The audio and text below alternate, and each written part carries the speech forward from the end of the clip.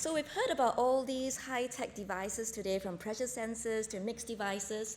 I'm just going to go back to something a bit more basic, which is the tube, a device that we use quite often in our clinical practice and is often associated with complications. When these complications happen, we often wish that we have a much better and much safer tube. And to summarize the medical device development process, usually first you have an idea, you develop a prototype, you do a whole bunch of tests to make sure that the prototype works, and finally you put it in the hands of end users, which are surgeons in this case. However, this involves the surgeon often much too late in the development process, and it makes much more sense for the end users, the surgeons, who have a lot of insight into the unmet clinical need, to be involved early on in the process.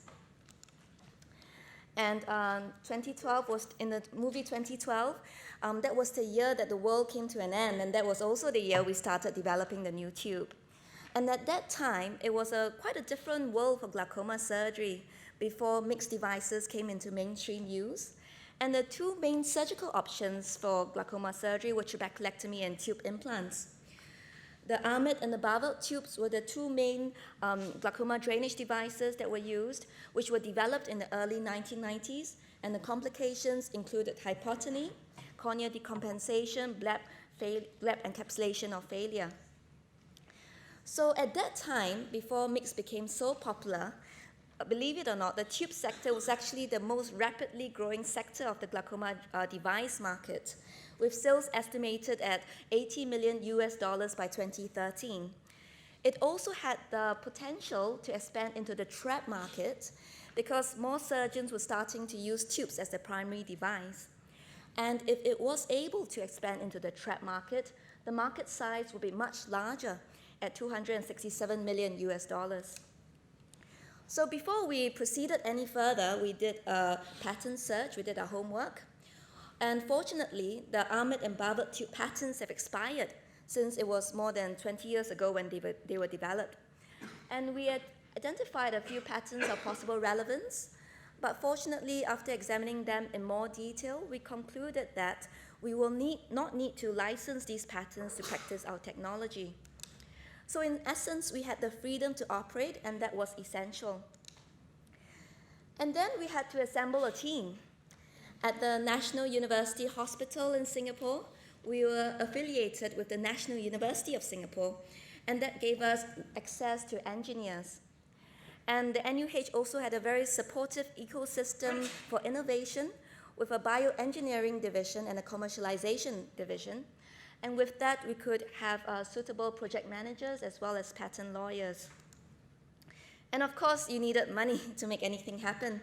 And we managed to secure 50,000 Singapore dollar pilot grant, which we budgeted about half for the prototype development and about half for animal studies. And we aimed to produce a glaucoma drainage device which was safer and also reduced complications and was easy to use.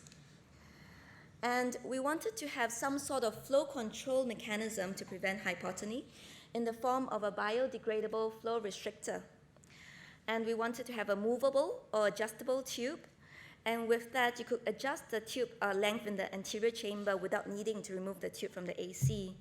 And we also wanted to have a smaller tube, which might reduce the rates of exposure and also cornea damage. And this was our first version of the tube, with a biodegradable cuff. And also you could slide the tube along the plate.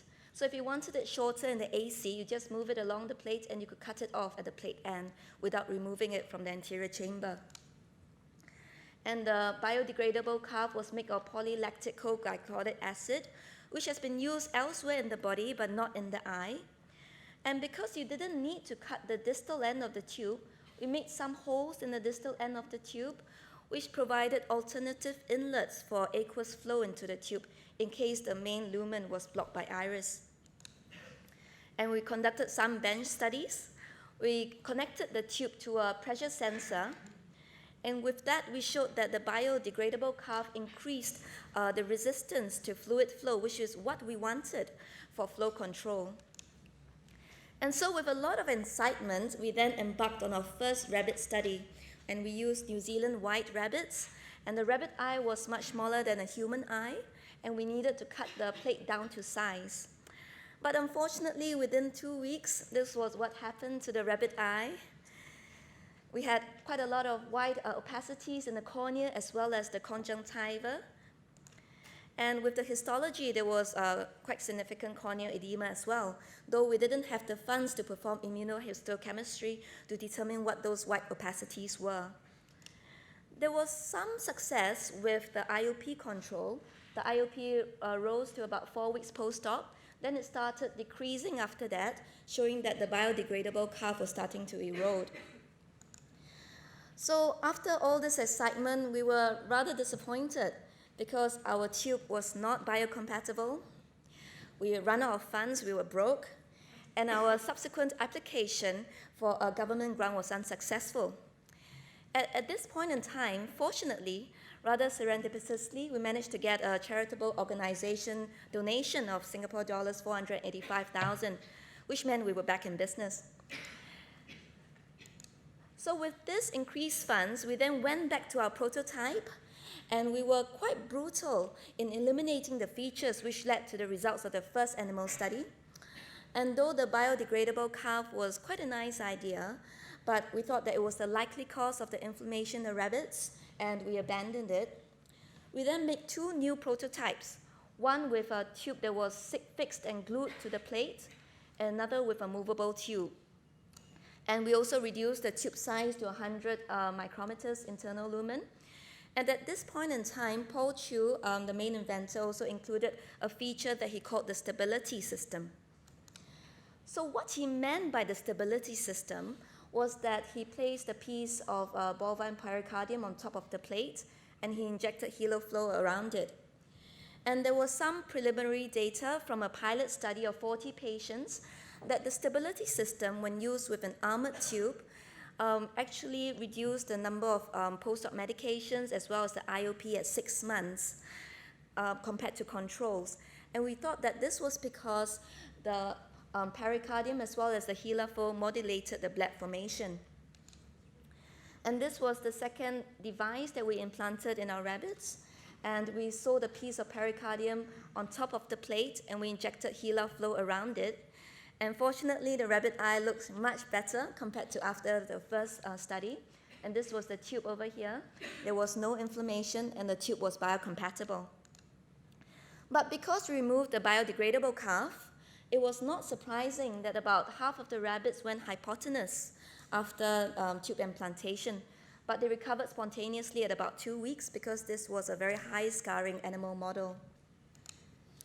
And with the results of the second rabbit study, we then had a design freeze for what is now known as the Paul glaucoma implant, named after the main inventor, Paul Chu.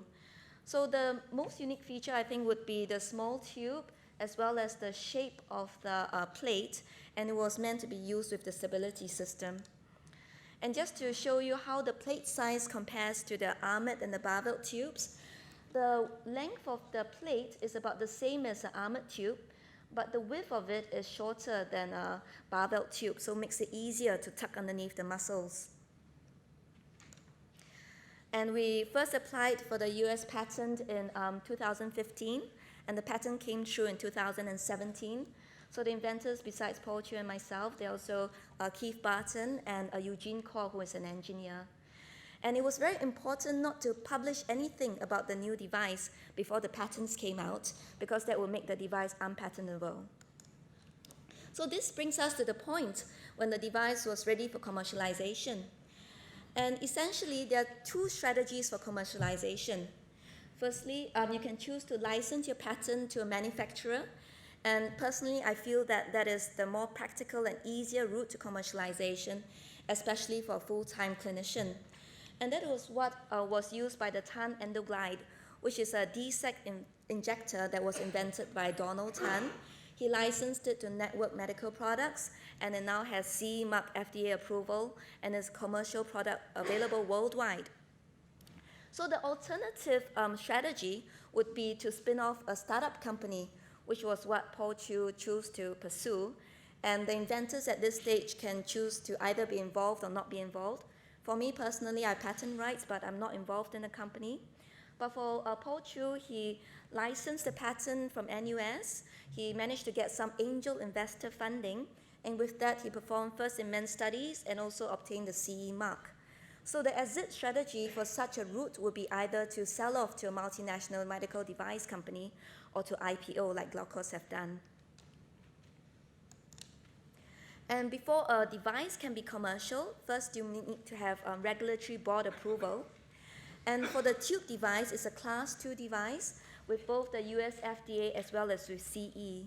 The device must also be assembled in very strict ISO 13485 conditions, which are a set of very stringent guidelines meant to guide the manufacturing process. And just to show you the timeline of this whole process, so it all started in 2012, and 5 years later, we're still about halfway through. The CE mark and first-in-man studies completed, but there needs to be a lot more clinical data to be obtained. I think it just started being used in Moorfields Eye Hospital recently. And just to give you a summary of the estimated costs, and though the tube device compared to the other mixed device or even pressure sensors is a much easier device to make, but even so, the costs involved are quite considerable. Just to develop the prototype, you require $2 million for development of the prototype with preliminary animal studies, validation testing, biocompatibility testing, and preclinical studies. And to obtain the CE mark and the FDA approval requires in total about $5 million, and most of it will be spent on clinical trials. The patent costs are also quite considerable, which would be about $20,000 per country. And if you were to patent it in many countries, you can see that the cost quite quickly adds up.